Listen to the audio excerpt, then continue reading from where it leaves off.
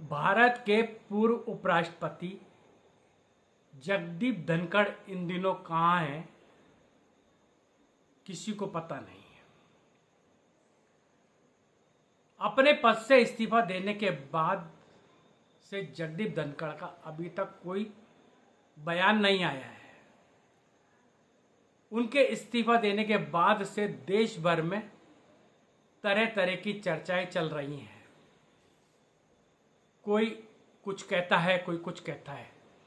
किसी का कहना है कि जो यशवंत वर्मा दिल्ली हाई कोर्ट के जस्टिस, जिन पर भ्रष्टाचार के आरोप है और जिनके घर करोड़ों रुपए के जले नोट मिले हैं, उनके खिलाफ महाभियोग लाने संबंधी कोई विवाद उपजा, इस वजह से उन्होंने इस्तीफा दिया है। जगदीप धनखड़ ने खुद इस्तीफा दिया है या उनसे इस्तीफा मांगा गया है, इस बारे में कोई भी स्थिति स्पष्ट नहीं है। राजनीतिक गलियारों में कयास ही लगाए जा रहे हैं और मीडिया भी कयासों के आधार पर ही कवरेज दिखा रहा है।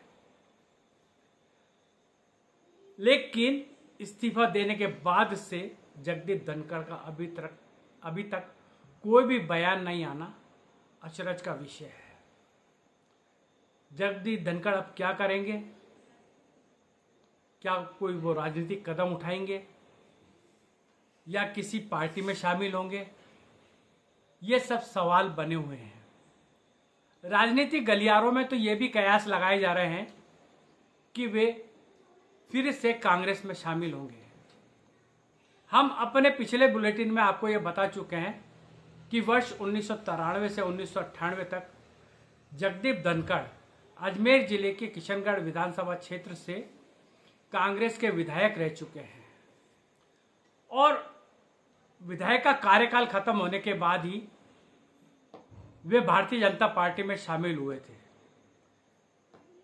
कुछ वर्ष भारतीय जनता पार्टी में रहे तो उन्हें भाजपा ने अपने विधि प्रकोष्ठ का अध्यक्ष भी बनाया और इसमें उन्होंने काम करके भी दिखाया।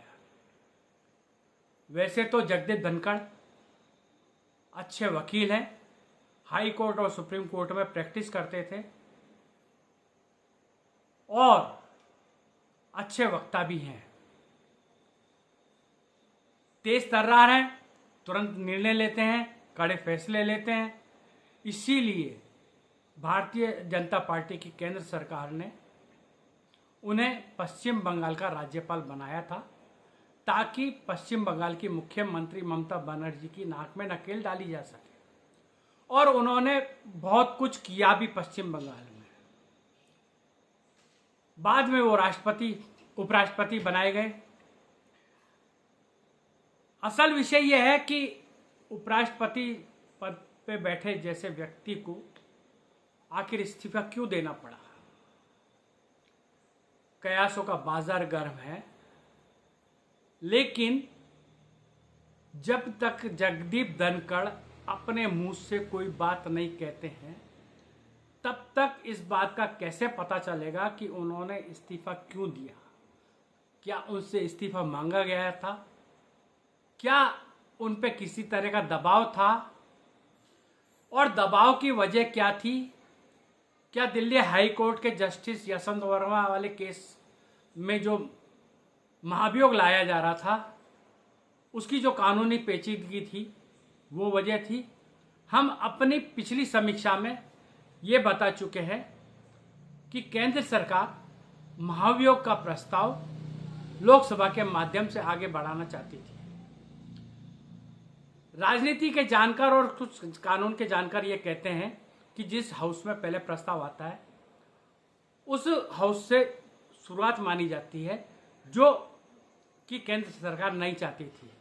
चूंकि जगदीप धनखड़ ने कांग्रेस विपक्षी दलों का प्रस्ताव स्वीकार किया था और भारतीय जनता पार्टी की सरकार ये नहीं चाहती थी कि राज्यसभा से उसकी शुरुआत हो।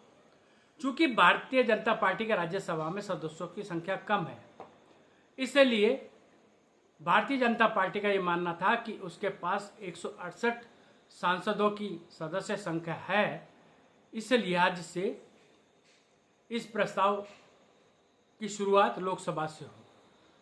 कानूनी पहलू और भी क्या है ये तो कानून के जानकार बता सकते हैं, लेकिन अब तक के जितने जो अध्ययन किया है उसके आधार पर ही है। ये तो हम पिछली बार अपने समीक्षा में बता चुके हैं, लेकिन अभी तक यही कयास लगाया जा रहा है कि जगदीप धनखड़ क्या करेंगे, क्या कदम उठाएंगे, देश के नए उपराष्ट्रपति कौन होंगे, किस क्षेत्र से होंगे। बहुत कुछ संभावनाएं नाम चलाए जा रहे हैं और नाम तो इतने आ गए साहब कि जिनकी गिनती नहीं है। लेकिन जो अब तक नाम आए हैं उन पे भी बहुत कुछ ज़्यादा नहीं कहा जा सकता है। लेकिन मेरा राजनीतिक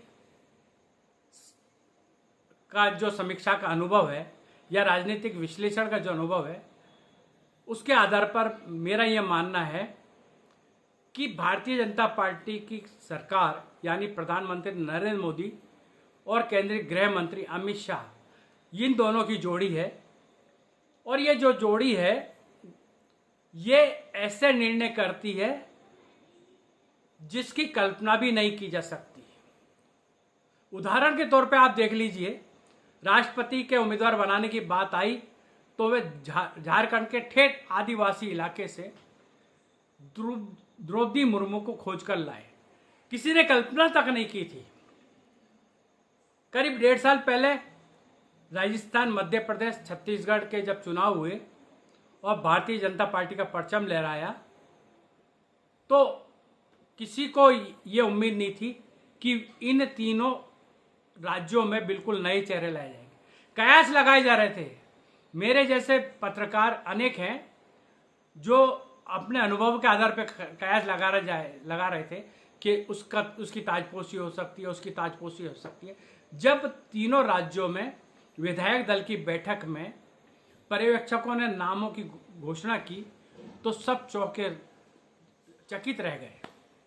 इसी तरह से मेरा मानना यह है कि नरेंद्र मोदी और अमित शाह की जोड़ी उपराष्ट्रपति पद के लिए ऐसा ही कोई चौंकाने वाला नाम लाएगी जिसकी हम सोच भी नहीं सकते। देखते रहिए, आप भी नज़र बनाए रखिए, हम भी सारे हालत पर नज़र बनाए रखे हुए हैं। समय समय पर आपको अपडेट करते रहेंगे। हमारा ये बुलेटिन, हमारी ये समीक्षा आपको कैसी लगी कमेंट में ज़रूर बताइए।